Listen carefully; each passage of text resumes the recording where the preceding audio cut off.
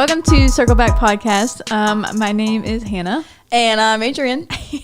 And so I just want you guys to know I go through the intro 37 times in my head before we actually do it. It's a really easy intro, you would think. It's just your name, really. But there's so many ways you can mess that up. You could say it backwards. Oh, wait. And it's still Hannah. All right, any hoops. So we are excited today. On the show is our friend Austin Tobitt. Yep. Tobitt. It is. T-O-B-B-I-T-T. Hey. T-O-B-I-T-T. Ah. There's a funny story about that, by the way. Oh, really? Oh, about how you came to that? Or Yeah, well, even the naming of it, because Tobitt was my biological last name. Yes. And when my dad's side, his mom remarried, she took my step-grandfather's last name, which was Smith. Yeah. And then basically forced my dad to get his last name changed to Smith. And so before I got married and we had kids, I was like, this will be easier if I just go back to my last name. That way they inherit and we won't have to change like 15 people. Right. And so she was like, well, how's it spelled? And I was like, T-O-B-B-I-T. I was like, trust me, I know this is my family's last name. And I had we had the wedding invitations, everything printed out, like Austin Tobitt. And then I talked with someone else in my family, and they're like, no, it's definitely one B, two T's. I was like, No. so we had to get new wedding invitations. Oh boy. Gosh. But now we know. I will never live that down. I'll Yeah. hold it over my head. Well, Austin, I always like to do a little intro here. We went to school together, sort of. I mean, we did go to school together. You were, yes, I saw you there. You were older, but 2 years. When did you I graduate? graduated 2011. Yeah, I was 13. So, Okay. there is no way in this world we would have crossed paths, though. Football games a couple times, I think. Yeah, maybe. But you're real popular, and I was real not. So. I don't even think I was really popular. Any hoops, he was. Okay. No, Hannah, you were pretty cool. You wore face paint to every home game. Yeah. So I did get senior superlative for most school spirit. That's awesome. I'm not sure how Amazing. It happened. Yeah, it was pretty it's cool. probably the face paint, honestly. It was. Okay, so, but you graduated with Matthew being my husband, and you've always been real close. You were real close with him. Yep. Yeah. I'm interested, how did this friendship happen? Because you're more sports guy, Yeah. and he's more... So I Not. probably would have never met Matt had it not been for indirect acquaintances or friendships. So I think I met Matt through Joey. Oh, okay. And I had a shop class with Joey. So my first year, moved down here. I'm from the Upper Peninsula of Michigan. I moved down here, and it was sophomore year of high school. Wow. I didn't know anybody, and I had a shop class. And one of the people in the shop class, his name was Joey Norrell. And he was like, at first he was a bully to me, every day. He'd be like, That's not just picking on me. And I was like, dude, I'm going to knock you out. I swear to God, I'm going to knock you out. And he kept on pushing. And he's like, so when do I come over to your house? I was like, dude, you're never coming over to my house, man. You will never come over. Stop bugging me about it. And finally one day he was like, so am I coming over today? And I was like, you know what? Meet me in the parking lot. Follow me home. Promise. And when we started walking, he was like the total opposite person. I think he was just really wanting a good friend.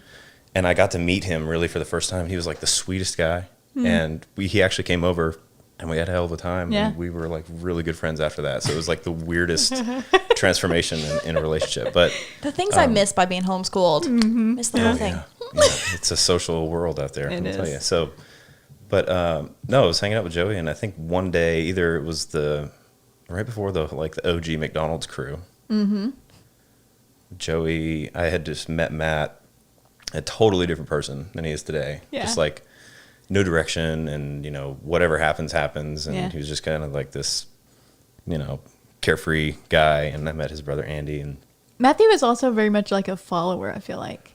yeah, He was he was just down for whatever, and he was. had took 20 minutes to straighten his hair. Yeah, he did. And it was funny at first because when I met Matt, really good guy, easy to get along with, but didn't have the integrity that he has today.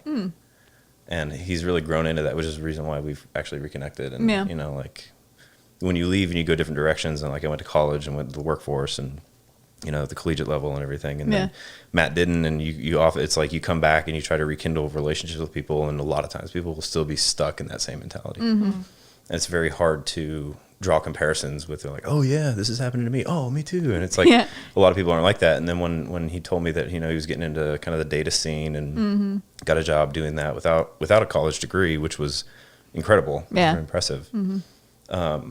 It was like a lot of the stuff that I went through to figure out where I wanted to be in my career path. He was following in those footsteps. Yeah. And so there was a lot of advice and kind of mentoring that we had there. And so it's a large reason why we're still, you know, pretty close today. But the Matt that I knew in high school was like, no chance that Matt is ever going to be, you know, here. So it's really proud of him for getting to that point in his life. It's always interesting to see the people from high school, definitely when you're close with them, and then adulthood hits and they have kids if they do, and you know, they get married if they do, and it's just, I don't know, it changed so much, I feel like, or we don't change at all. It's it's kind of one or the other. And it's I think about Matthew in high school, and he was just, I don't know, he was a silly guy. Yeah, he was a goof, man. Yeah, he was. Wow, this is like always a good laugh when you're around him. We really, like, there were a lot of pressure on, some of us had like this tremendous amount of pressure because, you know, the expectation of you to do things like go to school and get a good job, and like all these things have been ingrained in my head since I was a kid. Yeah. And Matt's was very much like survive, you know, like don't, you know, that there's really no like higher level of direction being set where he's like trying to fit into this mold for him.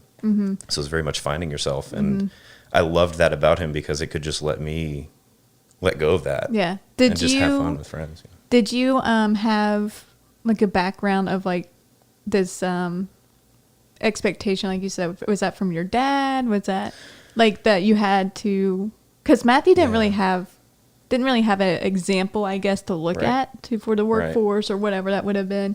So I'm wondering, is that something that you... My family, so my parents split when I was 2.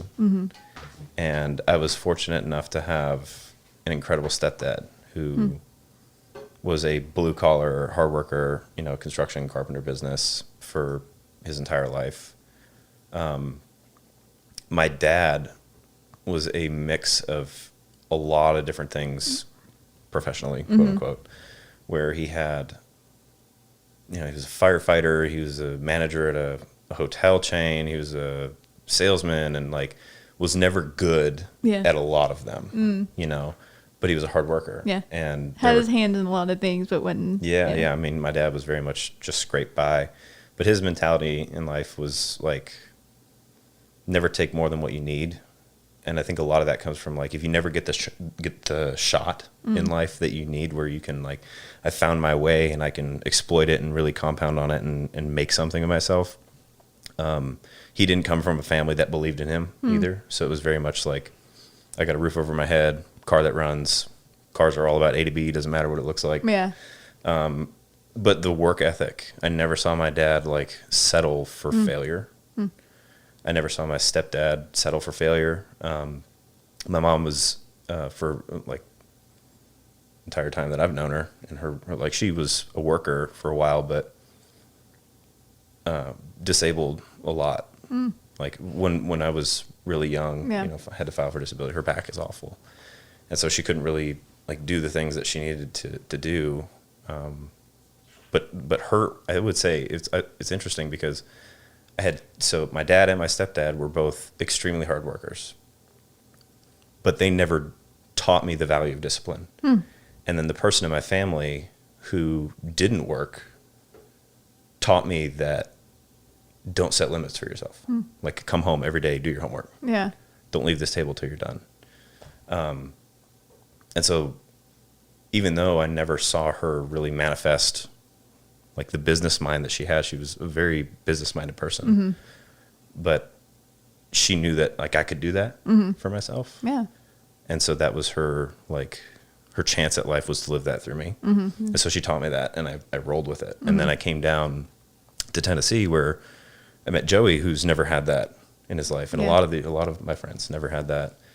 And it was like a completely different. Where I remember there was a time where I was sitting. We came back from school, and to me, it's just so second nature at that point to like come home, do biology homework, Yeah, right. get done, go out and play. And then Joey's like, "You mean you're actually gonna do your homework?"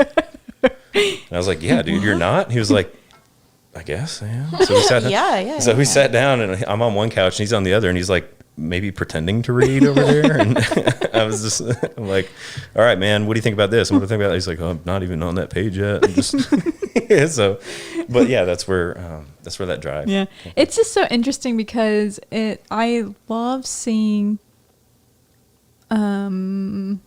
just people that are so different come together. And like to your point of you got to see hard work be done in your family, and then you had the discipline for your mom and all this stuff. But like, and I don't know anyone else except Matthew really, but like to see someone that didn't have that father figure really, to be able to see that, it just reminds me of like these outsiders or outcasts kind of that are trying to find their way, and they do with each other, if that makes sense. And they do in high school with each other, and then they meet this guy who maybe had more of a motivation than this guy had more of a direction, like, you know, and then all of it comes together. It's like a ragtag group. Yeah, and if you put you guys on paper, rats. you probably wouldn't be friends, right? And I just love that. Yeah, it's like my favorite thing. That's very interesting and ironic. Is what you just said? You know, like people of the same birds of the same feather flock together, or whatever the saying is. And the people that I knew from high school that I was close with in that way, I'm not close with anymore. And the people that were not close to me, you know, of a different feather, I guess you could say, I'm closer with. And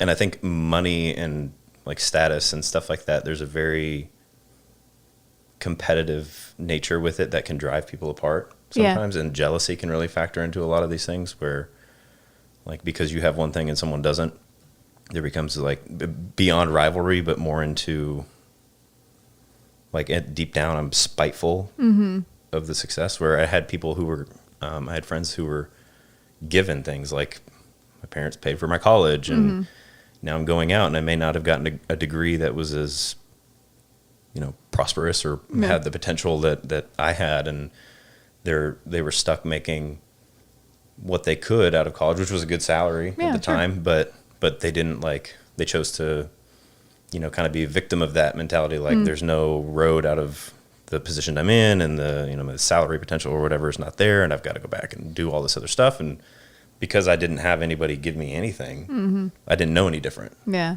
So when I started to like really take leaps and bounds past, you know, where my starting salary was out of school and everything, and then I had friends who were seeing that, it's like, instead of just, you find out who, you know, true colors really are. Like when they're, instead of just being like, man, so proud of you, good for you, you've earned it, whatever. And it becomes like just this toxic, jealous, vicious friendship. And it's like, dude, I don't need that. Right. Cut that out of your life. And there's a lot of comparison games that we play with you. Like, you know, oh, Austin's over here doing this, I'm over here doing this, I should be where he is. But you've worked really hard to get where you're at. You know what I mean? And life just deals different hands to different people. And unfortunately, sometimes it's really good, but a lot of times it's not. But at the same time, again, you worked hard for what you have. Yeah. You weren't given what you have, and you saw your ability in college, and you saw your ability in your workforce, and you took off with that. And I'm sure that came with a lot of pressure, a lot of just, you know, what we deal with every day. Just like, I have to be enough for this position, or I have to, you know, I'm sure it comes with that at some points. But I think being able to move forward and be able to know who you are as a person and who you want to be, as far as like, I want to be motivated, I want to continue this. That's kind of what gets you there. And it looks different for everyone, I think. Yeah. So one thing that's really been, there was a transition really after high school and into college where,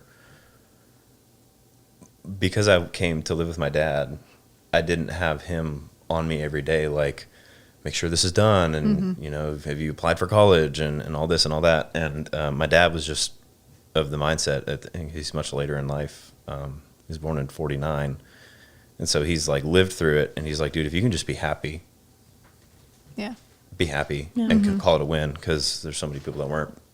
And so that was really relieving for me, because if I would have still felt like there was a lot of pressure with my mom. There's a lot of pressure to keep, like, never settle for where you are. And then my dad was like, you've made it. Enjoy it. Take some, Yeah. And if I didn't have that valve to let off that steam, I probably would have spiraled into madness from it. Whereas now, you know, my dad is at the point where he's still just like living on Social Security, barely can get by. There are times where, like, if his water's broke and he's up on the mountain by himself, where actually I just talked to him like an hour and a half ago on the way down here, and he's like, yeah, I haven't had running water for a couple of weeks. I'm trying to find somebody and I'm like, why don't you call me? And he doesn't want to be a burden on me. But at the same time, because he let me kind of prosper in my own way, I feel like I can now help take care of him. And then I have another parent who almost expects that to happen. So it's like this dichotomy between like, I don't want to be a burden on you at all, to the point where you're like, when do you say you need help? You know, versus another parent that may not need help as much, but expects it because I can give it. You know, so if I had two parents like that on me the whole time, I would have definitely popped under that pressure. It would have been, you know, terrible. I'm sure that would have been horrible. That's a bit of an oxymoronic way to grow up. Yeah, it is. Like, in the one way you're taught to be content where you're at, which is great, and then another person telling you that you can always do more and be more, which is also I think you kind of got dealt a good hand with having both, and that's why they were divorced. Right. Yeah, that's precisely. Apart, they're amazing. But you know, when Matthew started telling me more about you know, hanging out with you and you coming down, and so, like, and please don't take this badly, but there was a lot of times where not you in particular, but like his old friends, like he was going down the road that wasn't great, like high school wise, and we had met up with a couple people that he had graduated with that, like, were still doing certain things that we weren't doing and things like that, and it just would make me nervous and all this stuff, and but then Matthew started talking about you more and more, and how you have like a family, 3 girls, 2 girls, or I mean, seems like 3. 3 with your wife, yes. The 2 girls and your wife, and you know, and that you're kind of in the same industry as he's in. And something that Matthew has never said was like the word I should, or that's where I should be, or, you know, it's always been like, what if I call Austin and just see how he's gotten there, to see how he's been doing what he's doing, and then I'll work myself up there, like, you know, and he has. I know. And it's really cool to be able to be that friend for someone. But also, like you were saying, is he had a choice to make, and was it going to be from afar being like, oh, I should be there, and no, I'm not. So I'm not going to reach out. But like, to be able to say, you know what, this is how much I make right now. This is my journey forward. Can you help me? And it takes a lot of humility. I think definitely men have this stigma on them that they have to like be the breadwinner of the home, and they have to like do certain things and be certain ways, and they just get afraid, even though they probably will never say the word I'm afraid, but like afraid to reach out. That's we can unravel that quite a bit. But just overall, there are very few people that I'm really proud of, and like he's there. Like I probably have more pride and appreciation for the hand that he was dealt and what he made of it than anybody else that I know. Just because, like I said, for me it was second nature. Like there was no other path. Well, you know his background too. But I mean, aside from all that, like, he didn't have the father figure. He didn't have anyone telling him, do this to better yourself. He could have been complacent because everything surrounding him in life is complacent and just being okay. And the pressure socially that you have to stay in that group because that's what you know is huge. Yeah. And if you don't have an out to where you want to like go to school and maybe expose yourself to these different things or meet different people that are in those different mindsets, it's like slim to none to come out of that mindset. It is a mindset for sure. Like So, 100%. I honestly, like, until you reached out to me, until Matt reached out to me, it's probably over a year ago now. I never thought I'd hear from him again. I mean, just genuinely, Yeah. honestly, never thought I would hear from him again. And when he told me where he was and what he was doing, and I didn't have anybody there, work from home. I don't really like go out and meet people. It's different when you're in an office setting and you're surrounded by people and they're like, oh, we're going to go here and get drinks. And, so I didn't really have anyone there. And then when I heard that he was getting into the industry and doing all this, it was like rekindle that hope. Yeah. Yeah. And that's also, it's cool because you drove like an hour and like 45 minutes. Hour and a half, yeah. Hour and a half to get here. I know, I appreciate that for me, but I know you probably wouldn't be here if it weren't for him, right? Like we would have never crossed paths probably in our later life. And so, I will say out of being a friend to someone, you've been a very good friend to Matthew. Yeah. And I just get the fruit of that because I like you as a person too, and I like your wife and your kids. And oh my gosh, your wife is so funny. She's hilarious. She is. You get a couple of drinks in her too. You both. I mean, you get a couple of drinks in you guys, and it is a full-on party. Yeah, we bring it. Yeah, but like I think you just have. It just seems like you both want the best for the people in your life. Truly, and you make sure to speak to them as if like, hey, I am proud of you. Hey, because it's not every day that someone looks at someone and says, hey man, you were dealt this card, like, but you've done really well. Yeah. Like, I just want you to know. Like, and that, going back to the point you just made about like these stigmas, I think is from guys with,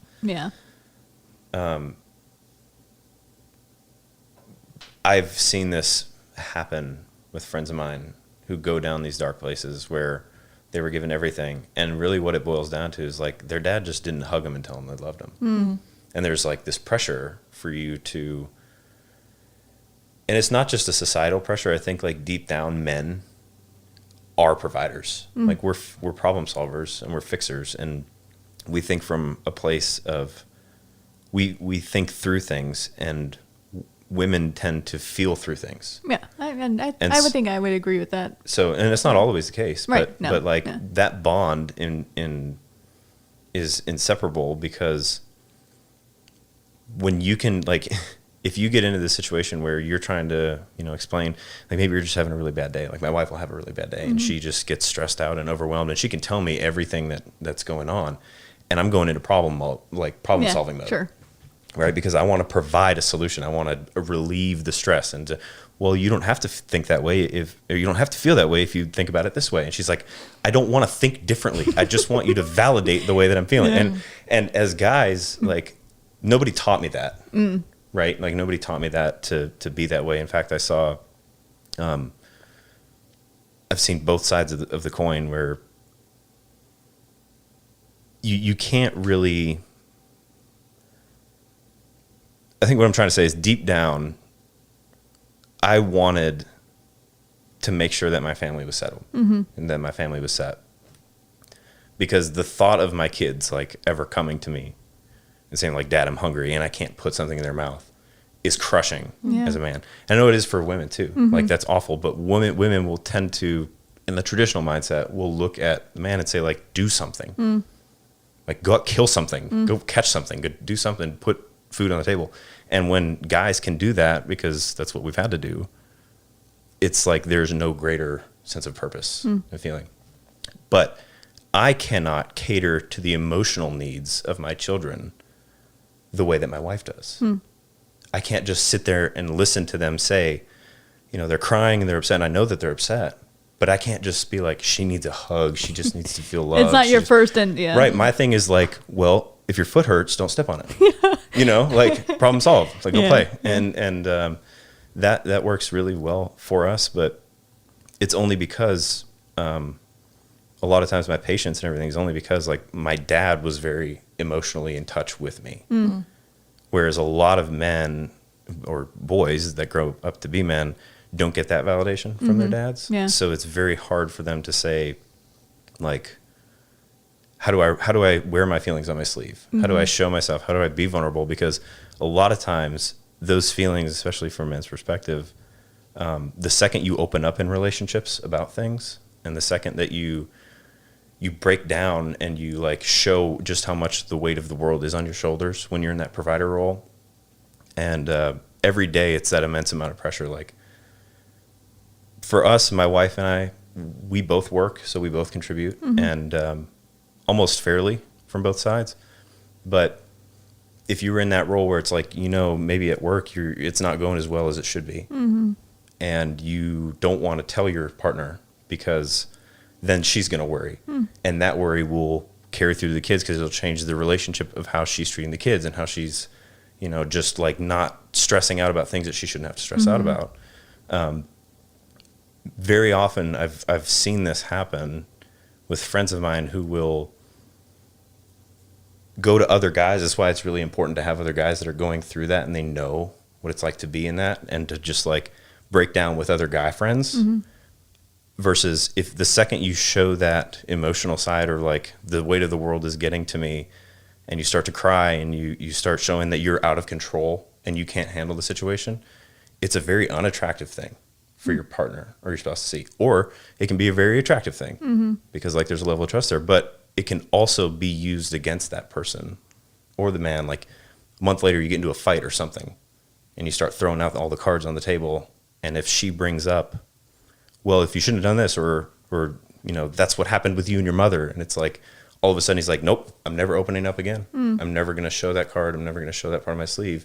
And we just close up. So if you don't have the emotional maturity to think through your feelings and the trust in your relationships to like have the conversations where, you know, like my wife has never done that to me ever, which is why I feel like there are times where I can really start to feel the weight of that pressure getting on me, and I'll crack. I'm just like out on the porch and like borderline panic attack, and it's like, I really got to breathe. And she's coming out on the porch and she's like, it's okay.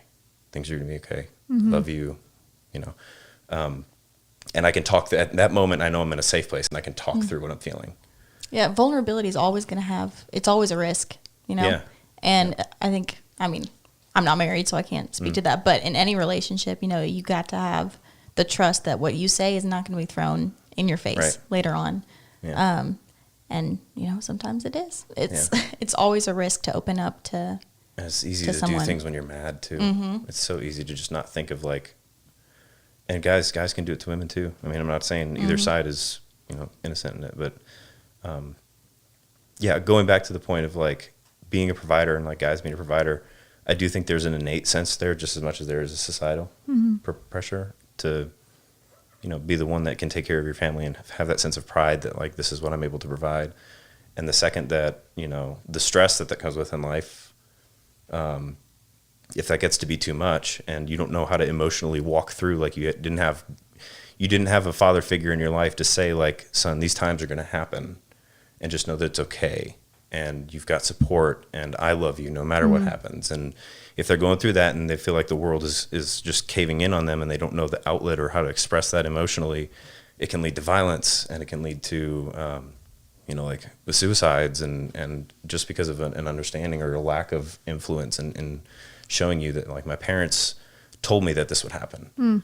And, you know. Yeah, I think that, I don't know, we often want to shelter ourselves because it's, like, to Adrian's point, it is a risk and it is scary, and it is, you know, we're just made to kind of handle things on our own. At least that's what we think we have to do a lot of times. Or we should be able to. Yeah, and it's what's interesting to me is that no matter a relationship between that I've seen. I can't speak for everyone. I can only say what I've seen and what I've gone through. A relationship where a father figure was not in the picture or was a bad father figure.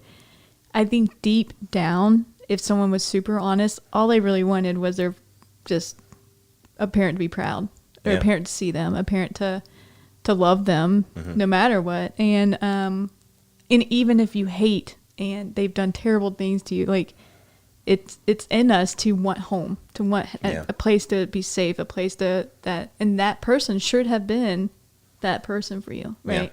Yeah.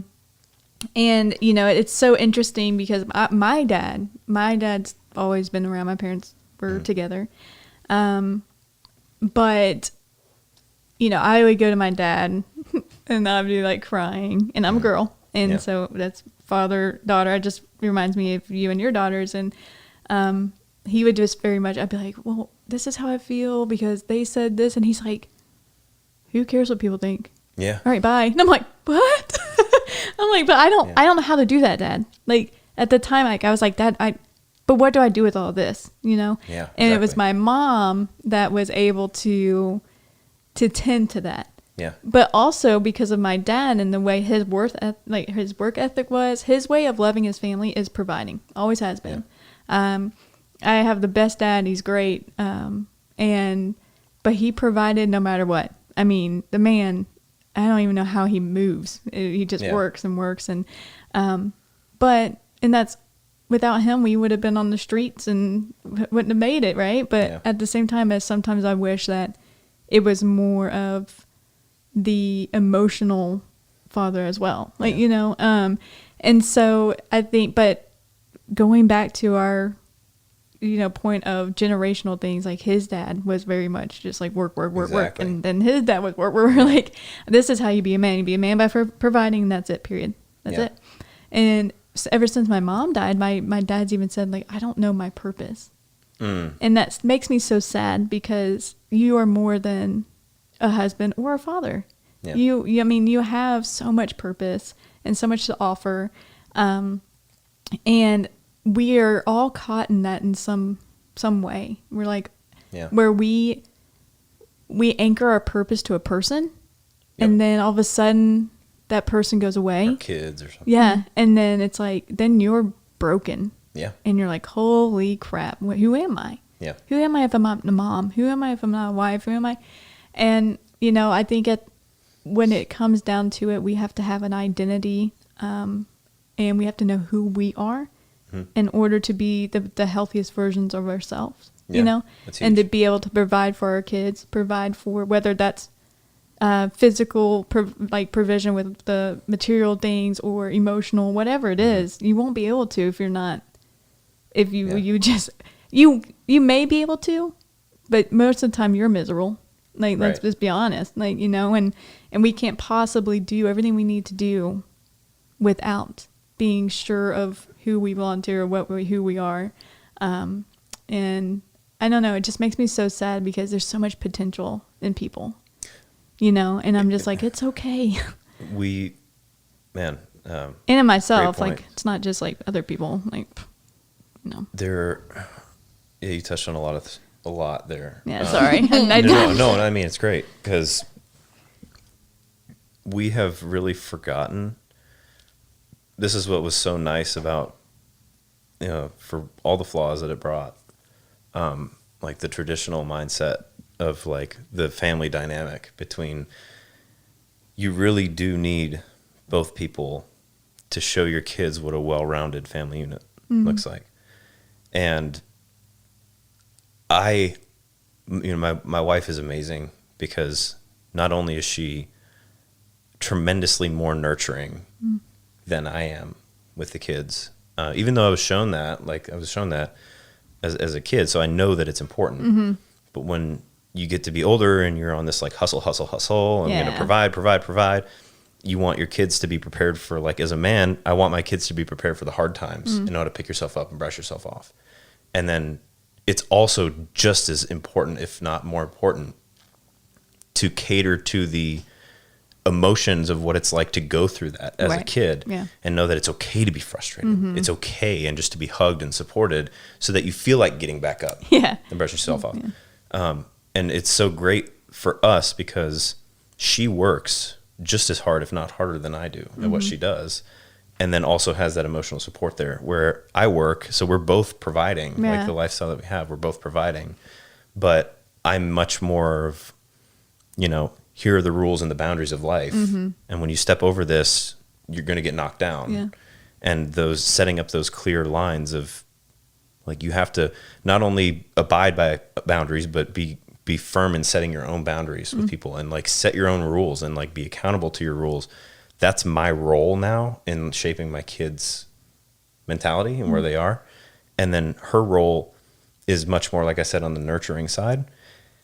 And it's very easy going back to the traditional mindset of this. It's very easy back when like women weren't working, and you almost feel locked into this now because society is going to look at you like if you're divorced and you can't provide for yourself, the only alternative is another husband that can support you.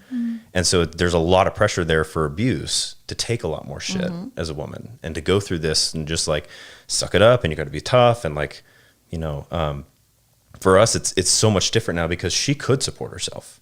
I can support myself. And we could live in this life where if we're both going to be so stuck in our ways and never cave into each other and see things from each other's perspectives, our kids are just going to know extremes of both sides.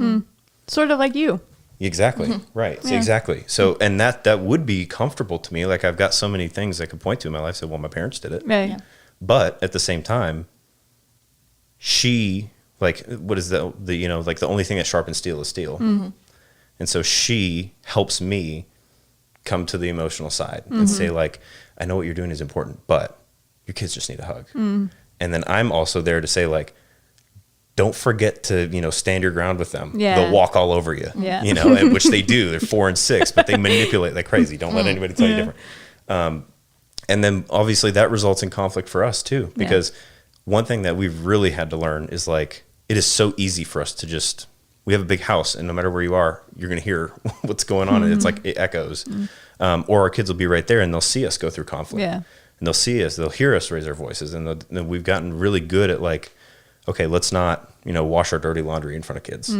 But at the same time, they've seen it and they've grown so used to it and desensitized to it because they know that they've also seen us resolve that conflict in front of them. So when we get into a spat about something, it can be something small. Like she's had a day at work, she's irritated. I've had a day at work and I'm irritated. We cross paths in the kitchen. It's like, I was just going to do that. And she's like, oh no, well, I was just doing that. It's like, well, you know, all of a sudden you're butting heads and the kids know that like, guys, just stop. Like the kids will tell us now, like, just stop. Eli just, says, just why come are to you the conclusion. arguing? Yeah, why are you arguing? And you're like, I don't even know. Right. But it's one thing like, yeah, you don't want to do that in front of kids. But at the same time, your kids are going to do that one day. Yeah. So you want them to know what healthy conflict resolution. Yeah, I mean, Exactly. I think it's unrealistic to say I never fight in front of my kids or don't fight in front of your kids. It's never gonna happen. It won't because they're everywhere with you. Yep. Like, you know, and now I'm a huge advocate for not letting Eli see me and Matthew like go at it. Yeah. However, he has. Yeah. Sure. But he has also seen, I mean, for God's sake, we got divorced. Yeah. You know, but he has also seen reconciliation. Yep. And he has seen two parents that haven't done it well before. Yep. And that they're human and they're going through it. Question. Do you cry in front of your kids? Have you ever cried in front of your kids? Do you cry? Yeah, I do, and I cry over the weirdest shit too. Like I'll cry during Secretariat, Seabiscuit. Show me a good horse racing movie, and oh god, I'm watery. Done for. Anything with veterans or the military, like, I'm just like there are very certain things where like when I see injustice and stuff like that, and then I see resolution at the end, like. Hell, I'll cry. Radio. Yeah. Movie Cuba Gooding. NPT. Oh, Oh, you went. Yeah. You meant the movie Radio.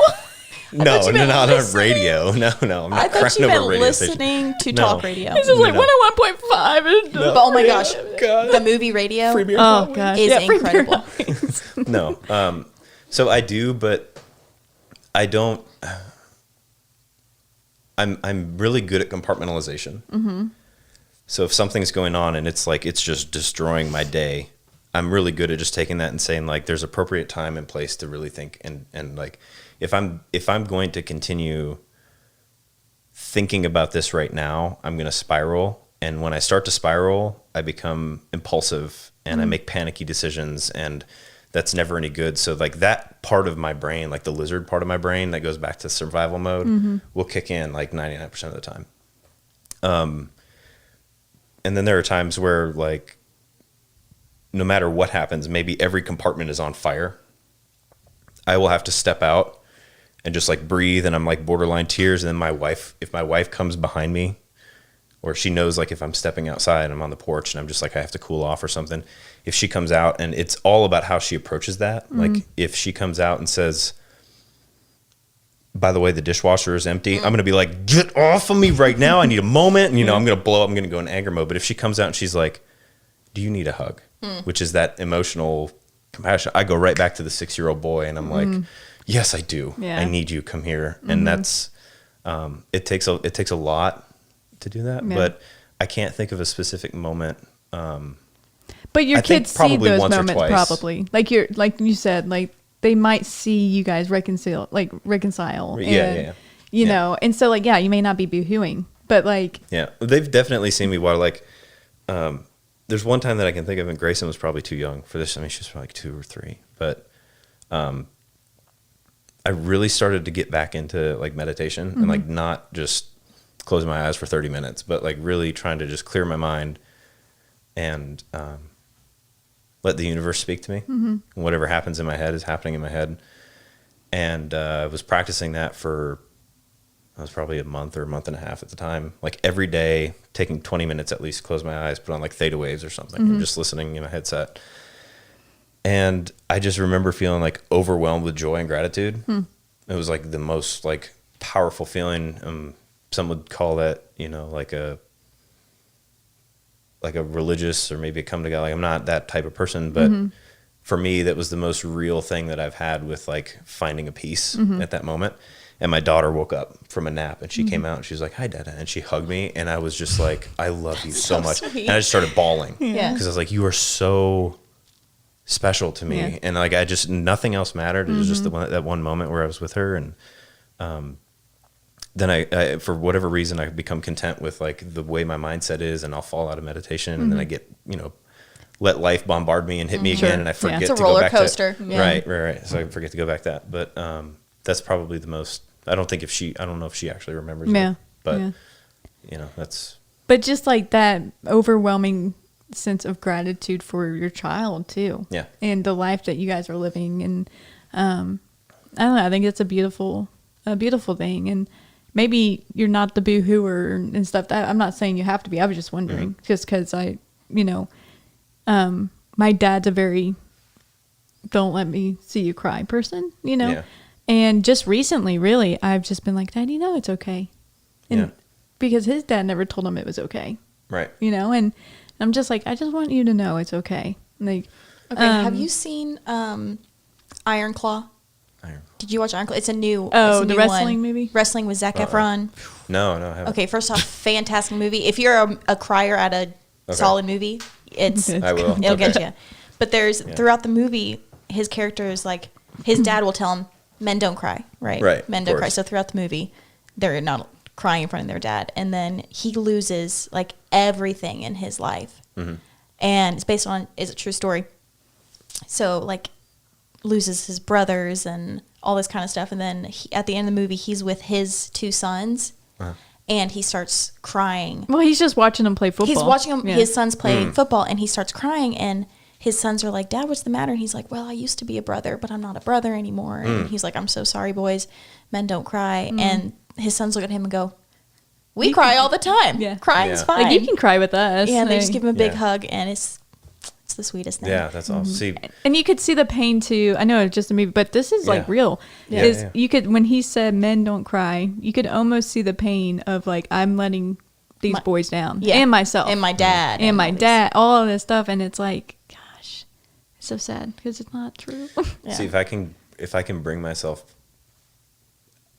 out of my head and just be in the moment. There's so many times, like, I let so many times go by where just like seeing your kids play in the yard, like, dude, this is a perfect opportunity to just be happy and thankful and just overwhelmed with joy. But if I'm constantly thinking like, damn, I didn't finish that report, it's like, I've got to go back, and if I don't get it done, can I get it done in the morning? And like, I'm letting these moments slip by. Miss it, and that keeps me from feeling, right? Being I'm present. thinking. But it was the total opposite. I've never felt like it was okay not to cry. Never felt like, as my dad showed me. Like, I've seen my dad cry more than I've seen my mom cry. Because my dad is always, he turns into a bucket of water. Like, he can't help it. You know, if he's the same way. Like, we'll watch a horse movie together and there's not enough towels. Like, it's just, we watch Secretariat. I swear to God. I was about to say, Secretariat. We watch when that horse comes around, like at the very end, when he's like winning the Triple Crown, he comes around the corner and he beats everyone else by like 30 lengths. I'm just like watching horses run. I'm getting emotional thinking about like watching horses run. Did you ever watch Spirit? That's what I was No. God, I will cry during Disney movies now. Yeah. Like, there's so many freaking Disney movies. Yeah. Watching with the girls, and I'm like, it's not sad, you know. But no, they'll see me like. It's a perfect example, right? Because I'm not. Hell, I love Tinkerbell now. I watch Tinkerbell movies. Those are funny. Yeah, they're great. They're hilarious. Yeah. Or the what was the one? Elemental. Oh yeah, Elemental just came out. Oh, so good. And you know, I let it go, and so maybe things like that. They've seen me tear. I'm not like right, but it's like. But they know you have emotion. It's like it's a good movie. Yeah, it's okay to be happy and joyful and stuff like that. And, well, good for you. Yeah, I think it's important and for all of us to know, not just men, but I think men do carry a. It's a stigma. Yeah, now, that is the stigma. I think they think certain ways of like, I have to be this certain way is. I think it's getting better though. It's seen as a weakness. Yeah. It was seen as a weakness. It was, yes, very because, much like, so. I mean, I've had like straight face. Yeah. Like, don't show, not just like crying, but don't even let people know you're happy. Right. Yeah. Because if you're happy, you're content. You can't ever be content. And Yeah. I've seen people grow up with that. And going back to what we talked about, like my dad, like hugged me and told me he loved me and he kissed me and did all the affectionate things that, like, to me, that was just normal. You know, and it doesn't have any reflection or any, it doesn't hold any weight on who I am today. I'm not like this, puddle of mush. Like, I turned out okay because my dad hugged me. Yeah, my grandpa, it was really interesting. Growing up, I realized with my grandpa that my dad has a lot of brothers and sisters, and when it came to saying bye to the boys, he just like, see ya, like, and then when it came to the girls, it's a hug and a kiss on the cheek every time. And kind of, so like my family, but they have this running joke, my grandpa with my brother Craig would always be like, see ya, jackass, like every time, and he would walk out, but then with me, he would always hug me and give me a kiss on the cheek, and I look back, and now my grandpa's not with us anymore, and and Craig talks about this, and he's always like, I just wanted that man's approval, and and he's like, I think I had it. I think he loved me. Oh, he did. And it's like, the thing is, there is still going to be, and I will stand by this until I die. If my daughters or my wife see me uncontrolled, like letting the world get to me and admitting that I don't have a control on things, they will not see me as the man and the leader and the provider that I am. It's okay to show that you're emotionally available and that you have feelings and that it's okay to feel things. Yeah. But boys are raised to handle those uncertain times in a tough perspective. Like, women are going to look, like my wife looks to me when we're in these situations of things are seeming bleak. And if I don't have a plan and I can't execute on that plan, she loses faith in me as a leader in the family. Because she doesn't have a good plan. Yeah. So that's why, well, and that's not a diss or anything. But you've also set that kind of expectation, right? So like, she knows that you got me, right? You got me. Exactly. Like, I'm not going to drown here, right? Exactly. Yeah. And so the second that I start to show worry, like perfect example is if you're getting into a car accident. It's a perfect example. Like things are happening and you're in the moment and you don't have time to think. And it's just a moment when you're like, you're feeling something. You're like, your car is rolling or something. If you're not in the car saying it's okay, is everybody okay? Is everybody okay? It's calm. And I'm sitting here like, and I'm freaking out and she's freaking out. And the kids are freaking out. Bad. Like it's so when your grandpa is just saying, see, jackass. Yeah. That is a very cryptic little poke to like, hey, this is going to be the world. Yeah. I love you, but get used to not feeling loved all the time and get used to like knowing how to go through these times that life's going to present without having to feel like my emotions need to be validated right now because my family's emotions, I need to make sure everything else is control with my family. You know I hear that. I think you definitely need to have a handle on your stuff because if not, then your emotions will control the heck out of you, and that's never good either. And I'm not saying that is like I have family members. My wife has an aunt who was married, and they're not together anymore, but they were married for 30 or 35 years, and she was the complete opposite. Yeah. She was the provider. She was the breadwinner. Yep. She was the one who was emotionally in check. She was that for her. But you could arguably say there was a very strong feminine energy, and this is not like a good thing or a bad thing. I'm not trying to paint that this way at all. Yeah. But he needed to have her support.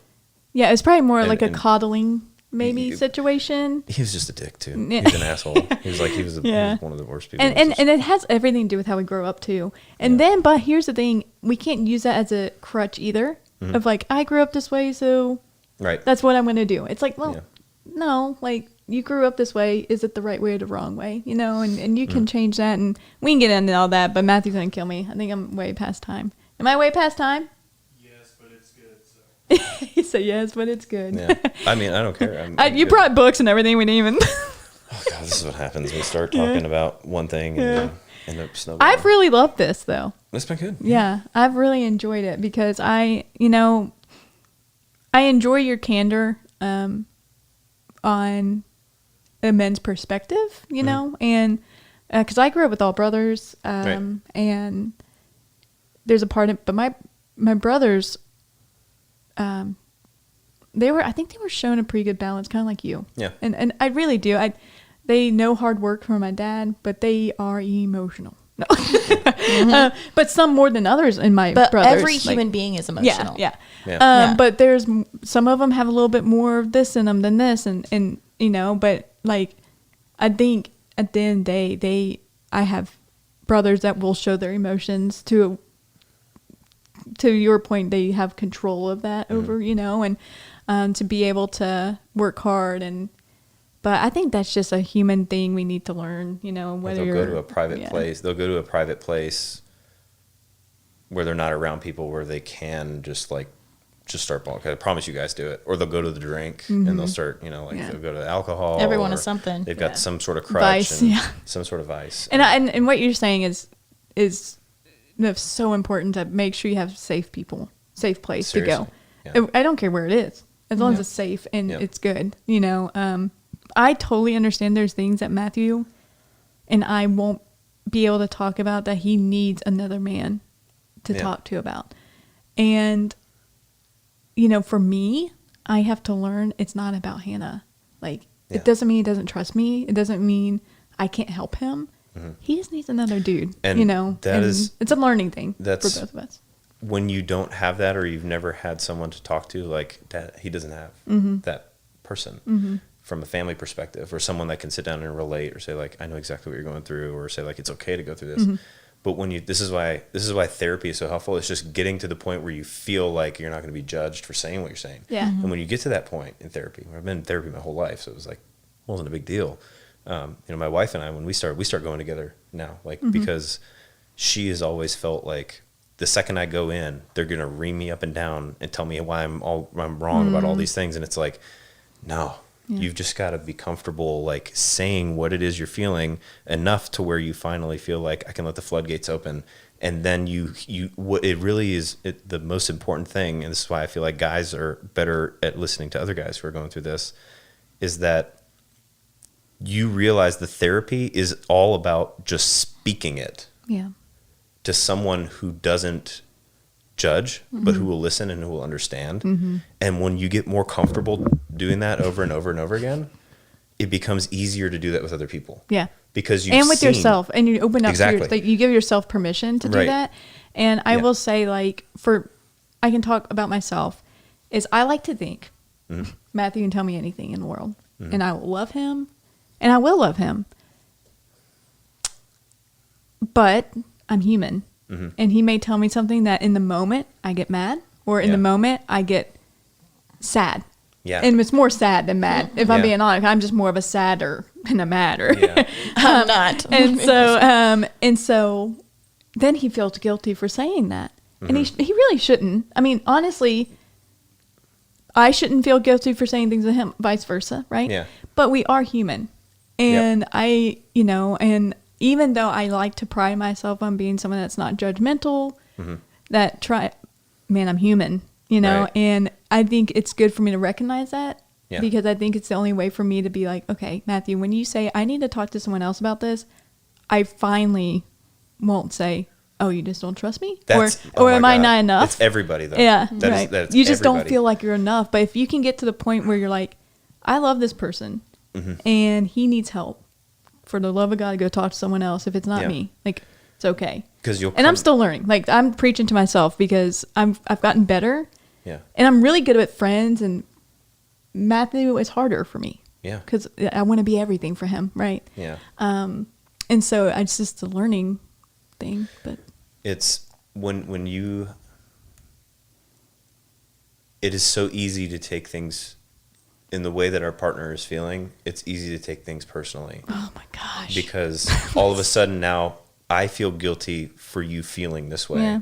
You feel guilty that I feel this way. And if we're constantly only thinking about how we're feeling, like I'm thinking about how I'm feeling, you're thinking about how you're feeling. And it's hard because, again, that validation is so important. My wife has taught me this. Like I didn't have this from anyone but like learning it now in life. It was my wife showing our kids this is what has allowed me or helped me to understand, like, she's upset by something I did. I need to stop trying to defend what I did and recognize that it's justified for her to feel that way. And when I cater to that, the conversation becomes productive. Because now she is not trying to constantly say, like, but you did this and it made me feel this way. And I'll be like, well, I didn't mean to make you feel that way. Like, I meant to make you feel this way and I'm doing that. And all of a sudden you're just shouting at, you're not listening. But if and I then, can like, recognize, you leave the conversation like, this didn't help. right, and now I'm gonna go. Now I need to go talk to a friend, like, dude. And that's one thing you shouldn't do. It's okay to go to someone and try to, like, explain things from your perspective and how you're feeling. With, like, guys, it's easier for guys to say, like, as a man, you felt this too. Yep, I felt this too. But what you shouldn't do is, like, ever. It's like going to your parents and saying, like, Mom, he did this or he did that. Really dogging on You him. shouldn't Yeah. do Tattling, it. basically. It's okay. It's entirely. I really believe that it's okay to say, like, man, like, if I had to call Matt and just be like, man, I'm at this moment where I just feel the weight of the world caving in. It's not even the conversation or the argument that I may be in with my wife. It's all the other stuff that I have a hard time explaining or maybe relating in that moment.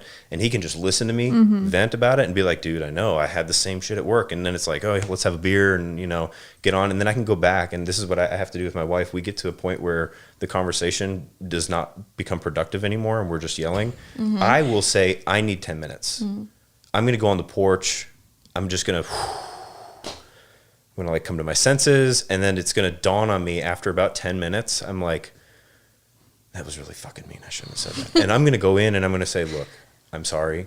I'm sorry this happened. But when I leave, even if I need an hour or if it'll get really bad, I'll have to get in the car and I'll drive. And I'm not even driving anywhere. I'm just driving in circles, right? Because I'm just like, I'm like really pissed off and frustrated. And when that happens, what is like 9 times out of 10, I think this is probably a women's thing too. I think is common. My phone is blowing up. I get the text messages like this fucking novel pair. I have to block her. I have to turn my phone off. I have to just like, I can't do it because I know she's going to, that's what she has to do. She's like, why are you running away from an argument? This and that, and this and that. And I'm like, look, that's what she needs to do to get that venting. I need to go off by myself and get the venting. And when I come back, and she's sitting there on the couch like this, hi, and I'm like, look, I love you. And that's how we kind of reconnect. Yeah. But she's learned that when I go off, that's going to happen. So now she doesn't chase me. And instead, she'll come and she'll try to expedite it by saying, like, now she's more, I'm going to show my belly when she comes to me and say, like, I'm sorry too. And she's gotten to the point where she'll even apologize to me first about it. And then I'm like, in those moments, I will cry. In those moments, I swear to God, I'll cry because I'm like, now I'm feeling like I'm validated. She's seeing my perspective. I'm seeing her perspective. And then we always regroup. I mean, they're like, so many times it's so common. It is so common for people to be like, this is it. This is the big fight. This is the big fight. And then the end of the night, like we're watching a movie together on the couch. And it's like we're resolved and everything has been, everything is a wash and you can build and grow in those moments. But I'm sorry, I don't want to. No, I also think our kids have done that too. Because like there have been so many times where it's like we've built this little empire. We have so much around us where we have the house, we have the boat, we have the kids, we have all this. And I'm like, I'm ready to throw it all away because I'm not happy. And when she knows I'm getting to that point, she's like, okay, he's really hurting here. I need to like figure it out. What this fight is this big, but the really grand scheme of things. And we'll come together and we'll have our conversation. And if it's not been for the kids, and I'm like, do I really want to not tuck my kids in every night? No, I this is stupid. Yeah, like I can talk with my wife about what we're talking about, and that's saved us so many times too. But it's completely normal, I think, for people to go through this. Yeah, I think there's two. Tough, I think there's two things really quick. I know it is. Are we are we super? I mean, if you're still listening, bless you. I mean, there's podcasts that go on for like 3 hours. That's so true. They're fine. Yeah, I was expecting Joe Rogan. Yeah, right.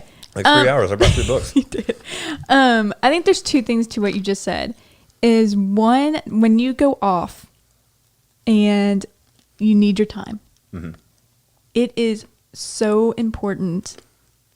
It's very important for Erin to get to that point.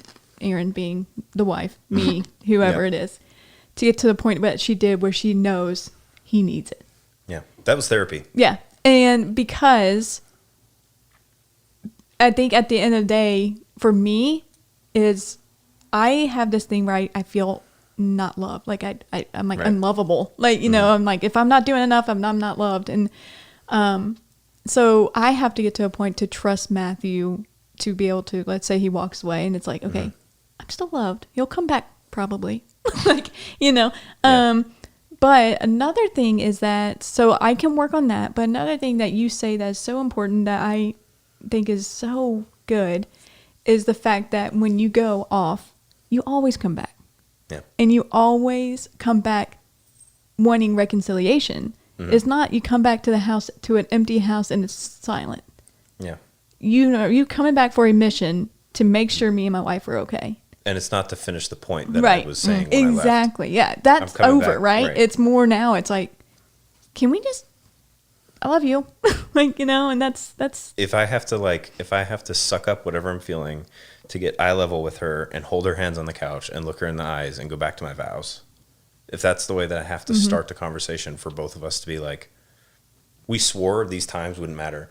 And the funny thing is, there's so many times when you're not mad that my wife and I'll joke, like we heard somebody talk about this one time. It's like, if you're ever in a fight, instead of yelling or arguing or being angry about what you're saying, sing what you're saying. And if the person that you're talking to doesn't laugh or break character, like it's just doomed. who's not gonna laugh at that, like or keep a helium tank around. Yes, exactly. Like there are so many of these things you can do, but whatever it is that you have to get back to, you got to go.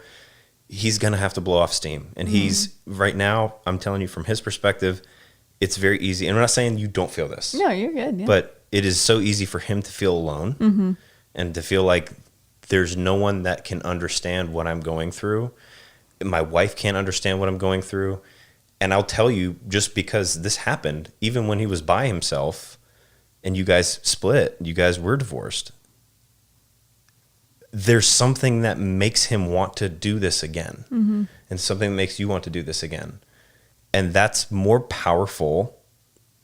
You just have to figure out how to talk to each other when you come back from those moments. And like how to, when you leave, take 45 minutes, don't let your mind spiral and think like, it's over, he's leaving for good, blah, blah, blah. Let all of your negative thoughts happen. Just breathe. Just know that he needs to clear his mind. And when he comes back, he'll be an easier person to talk to. Yeah. Or vice versa, right? If you need to go somewhere, clear your mind, and you'll come back an easier person to talk to. I think the key is coming back. Yeah. I don't mean like leaving. I mean coming back mentally. Yeah, exactly. To be like, we're going to actually reconcile and talk to this. Like, maybe circle back. Maybe circle back to it, and I think that's the biggest thing. And I'll be vulnerable to say that we struggle with is we give each other the space.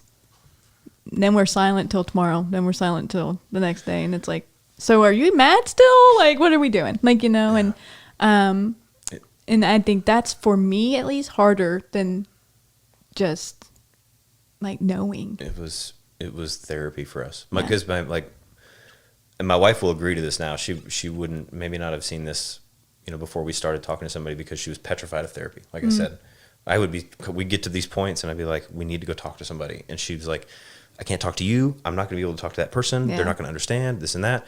And it turned out like as soon as we got there, I didn't say a word. She just went for like an hour. And it was great because it was the first time. And we got to the point where we were like, when it was really bad for a while, it was every week, sometimes multiple times a week. And then at the end of the day, at the end of that, when we started like really realizing like she's our therapist, and a good therapist will do this, but is so good at giving that person the limelight and letting them go through their emotions, and then just taking the spouse and saying, is it understandable that she was feeling this way? And breaking it down to where you guys aren't mad now currently in this moment, and just helping each other see each other's perspectives, and then realizing like when I start to get back to that moment, this is a key reminder, because that's what therapy does that is so important, is when you start to go down the same road again, if you talk with someone externally enough about these times and they're saying, don't go down that path, go down this path. It's a better it's like path. when we're babies. Like repeatedly we're saying, don't touch the socket. Don't touch, and eventually they won't touch the socket. Probably. But if you do that, And if you they do, they get that for hurt. 30 years, and that's your only way to resolve conflicts, it's so hard to rewire like a new neural pathway to think differently. But and it'll get to the point where it's like now we'll just go once a month just to maintain and make sure, like, is there anything you're feeling that you haven't, and that's been great for us. But Austin, you've been a delight. yeah, we gotta I've really we gotta kill enjoyed it. this. I could keep going forever. I know. Obviously I'm going through something. No, I'm just kidding. So yeah, thank you so much for coming. Yeah, I'm sorry we didn't love to open be your here. books. Well, I'll come back tomorrow. Okay. We'll figure it out. And this was a longer podcast, but to me, I like to stick to the 45-minute to an hour range because that's usually how long people want to talk. But when you Depends on how home it hit. Like yeah, how right, it hits. exactly. And I don't want to cut someone off, and I love that Matthew was like, no, just because usually he's my time guy. Like I gotta, but for him to say, keep going, I'm like, all right. Yeah. So yeah, really appreciate it. I was happy to be here. I love your family. I love you guys too. You've That's awesome. come It's been to great. be so close to us, and I really appreciate it. So We'll do it again. yeah, all right. We'll You talk good? about world socioeconomic theory and Yeah, history of great. accounting, and can't wait. it'll be great. So, Season 4. awesome. Yeah, season 4. Right. All right, guys. I hope Thank you you. have a great day, and thank you again. Yeah. All right, bye. Bye. Bye. Wow. That was awesome. That was good. Good job, Austin. Yeah. Good pod. Love you too, man.